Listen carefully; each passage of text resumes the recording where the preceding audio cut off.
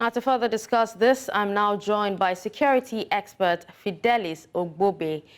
Good morning, Fidelis, and thank you so much for joining me on News Central Now. Thank you for having me this morning. It's our pleasure.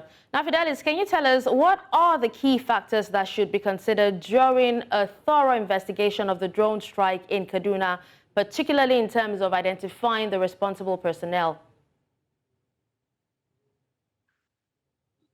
I believe that there is a need for us to look at the legal framework that guides the counter-terrorism operation in Nigeria and all over the world.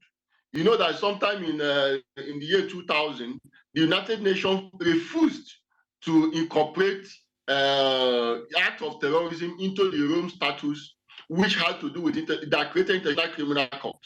Because the difference between what happened now and that of terrorism is that states had the legitimate power to use force as well, use violence. So if you look at the legal framework that guide that type of operation, that's what will determine who is culpable and who is not culpable.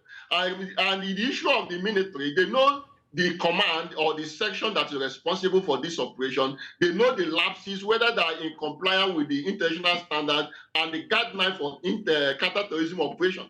And states also haven't failed to develop the capacities of these practitioners. It becomes very, very difficult for them to come down on this individual, because capacity is very, very important. Because I believe too that the incident is accidental, but the persons and the practitioners who are responsible for this operation, they may lack capacity.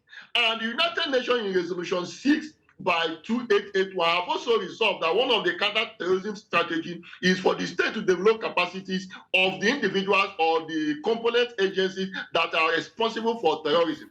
Because you cannot remove the issue of terrorism and counter-terrorism from the issue of rule of law as well as the issue of human rights. So I believe that it will not be a very difficult thing for the military to identify the individual responsible for this operation. But to event like there is a strategic questions they need to ask to be able to know whether they can actually be culpable or not.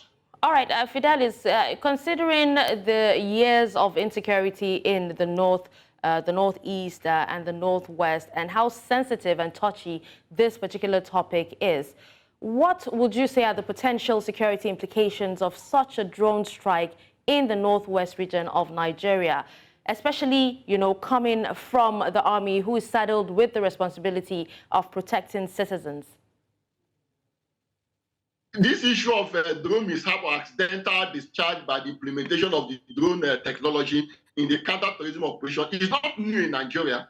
We have been hearing those incidents. The last time I checked, based on the article on the newspapers, we have about 400 recorded, and many of them are yet to be reported. So we cannot say that it's a new incident. This incident has been happening, but the states that are responsible and the agencies responsible to ensure that this incident is being controlled, I don't think they're actually doing much. Secondly, there are going to be issue of distrust between the communities or individuals or Nigerian citizens generally in cooperation and providing effective information and cooperating with these agencies in counter-terrorism operation. Because without the citizens, it will be very, very difficult for the military or any agency responsible to actually carry out an effective counter-terrorism operation in anywhere in Nigeria.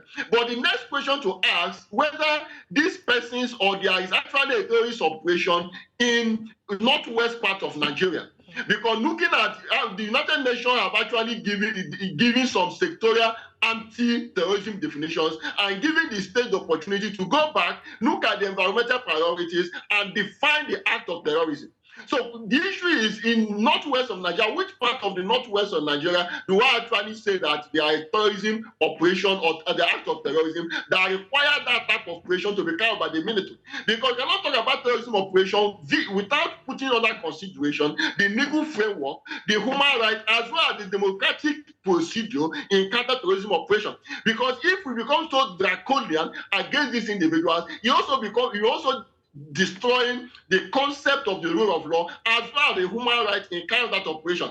Even though states have legitimized or have the legitimacy to use violence, such must be carried within the confines of the law. And if the rule of law is being obeyed, to a very Nigerian standard, will restore the confidence of Nigeria upon these agencies being saddled with the responsibility of carrying this operation.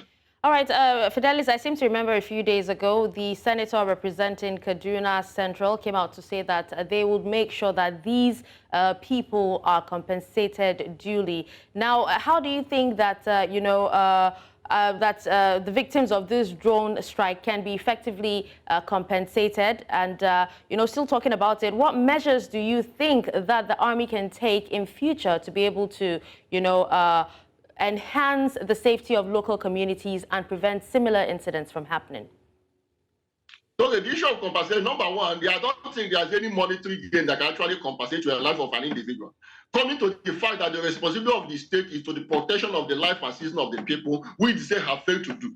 Going back to the what we may call the Hobbisan theory, that the responsibility of the state is to ensure the protection of the people, and that's why citizens have given their right to the government, to enable government to protect them. Because life as then were so brutish and bloody.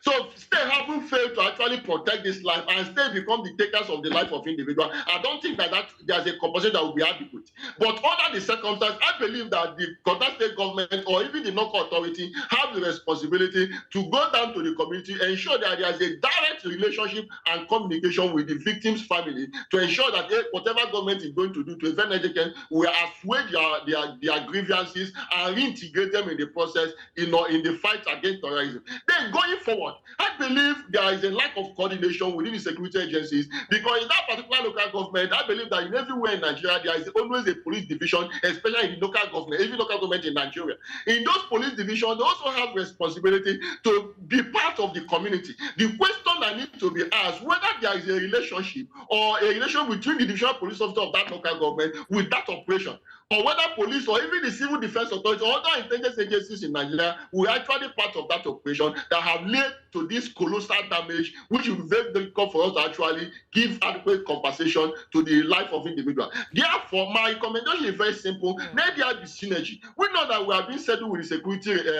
issues in Nigeria, but let there be synergy between the security agencies to ensure that this type of thing will not happen again, thereby bringing people back to the system and restoring the confidence Nigeria will always have on their security agencies. And actually, the whole intent is actually all right, Fidelis.